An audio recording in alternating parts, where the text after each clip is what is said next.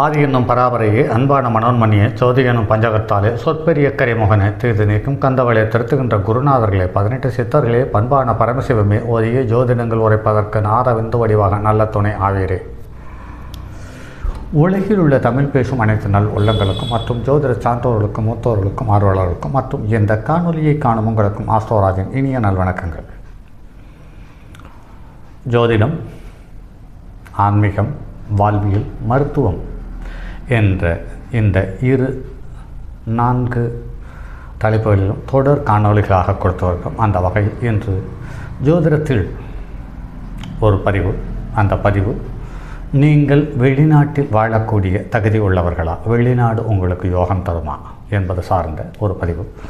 ஒரு ஜாதகத்தில் நீர் ராசி 12ஆம் இடமாக அமர்ந்து அந்த 12ஆம் இடத்தில் இருக்கக்கூடிய கிரகங்கள் அல்லது அந்த 12ஆம் இடத்துக்கு குருவனுடைய தொடர்பு ஏற்படும் பட்சத்தில் அவர்கள் கண்டிப்பாக கடல் கடந்து பயணிப்பதற்கான வாய்ப்பு இருக்கிறது.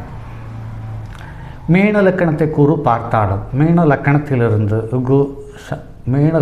குரு இருந்து செவ்வாயும் ராகுவும் சனியும் தொடர்பு ஏற்பட்டாலும் இவர்கள் கண்டிப்பாக வெளிநாடு பயணம் மேற்கொள்வதற்கு வாய்ப்பு இருக்கிறது.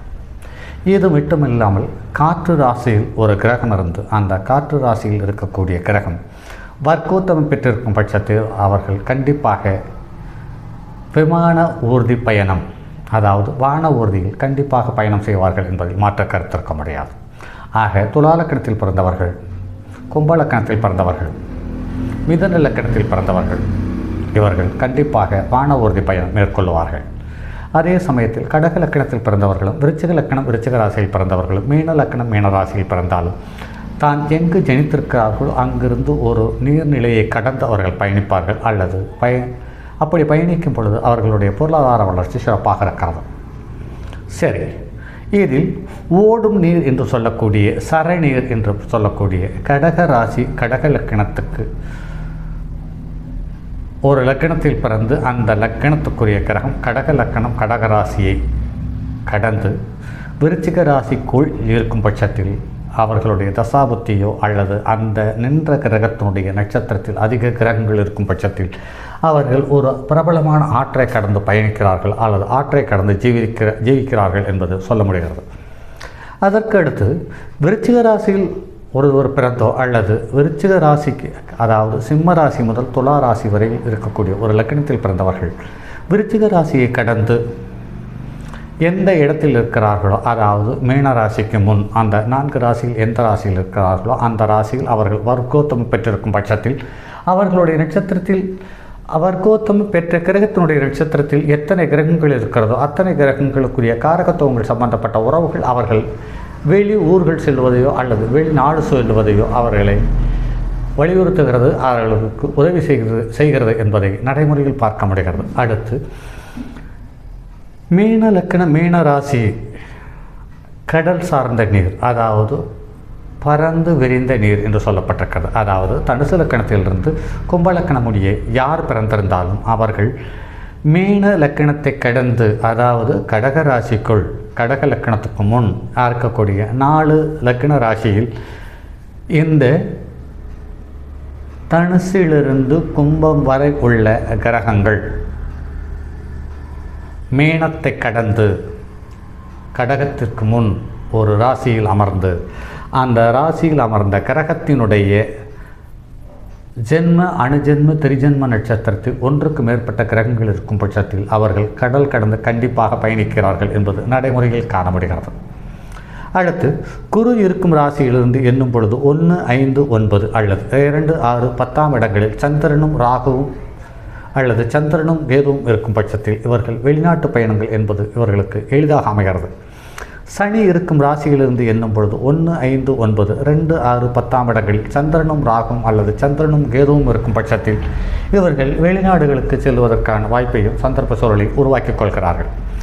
எல்லா கிரகங்களும் ராகு கேதுக்கு இடையே ஒரு புறம் இருக்கவும் ஏதாவது ஒரு கிரகம் மற்றும் தனித்து மறுபுறம் இருந்தால் அத்தகைய கிரகம் குருவுடனோ அல்லது சனியுடனோ பரிவர்த்தனை பெறுமானாலும் அவர்கள் வெளிநாட்டு பயணம் என்பது சுலபமாக அமைகிறது.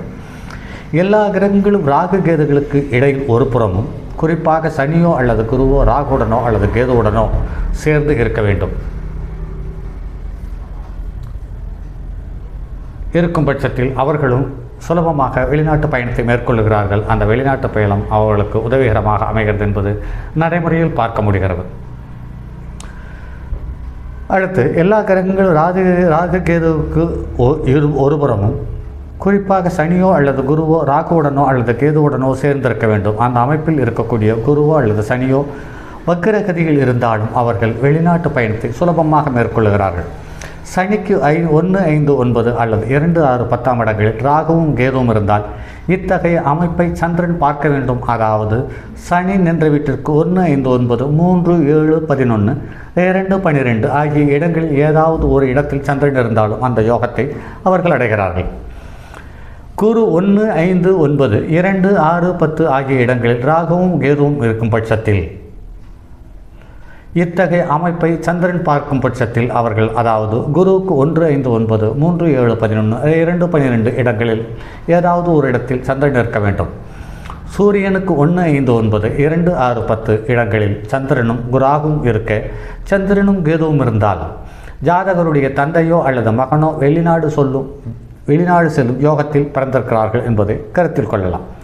செவ்வாய்க்கு 1, 5, 9, 2, 6, 10 இடங்களில் சந்திரனும் ராகுவும் அல்லது சந்திரனும் கேதுவும் இருக்கும் பட்சத்தில் ஜாதகனுடைய ஒரு சகோதரன் வெளிநாடு செல்வார். இத்தகைய அமைப்பு பெண்களுக்கு இருந்தால் ஜாதகியின் கணவன் வெளிநாடு செல்வதற்கான வாய்ப்பு இருக்கிறது. சுக்கிரனுக்கு 1, 5, 9, 2, 6, 10 இடங்களில் சந்திரனும் ராகும் அல்லது சந்திரனும் கேதுவும் இருந்தால் ஜாதகருடைய சகோதரி வெளிநாடு செல்வதற்கான வாய்ப்பு இருக்கிறது.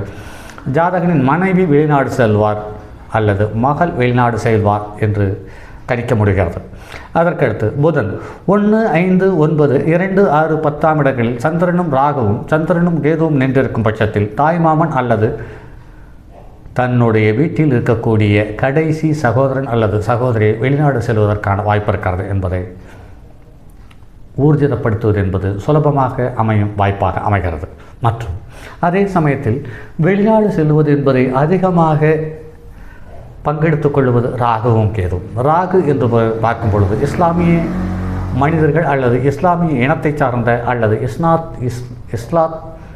இஸ்லாமிய மதத்தை சார்ந்த நாடுகளில் இவர்கள் பயணிக்கிறார்கள். அது யோகத்தை தருகிறது. அதே சமயத்தில் கேது சம்பந்தப்பட்டால் கிறிஸ்டியன்ஸ் சம்பந்தப்பட்ட நாடுகள் இவர்களுக்கு நல்ல யோகத்தையும் செல்வத்தையும் செல்வாக்கையும் தருகிறது என்பது நடைமுறையில் காண முடிகிறது. சரி நண்பர்களே, மற்றும் அடுத்தது ஒரு பதிவில் சந்திப்போம். அதுவரை உங்களிடமிருந்து விடைபெறுவது உங்கள் அன்பு நண்பன் எம் ராஜரத்தினம்.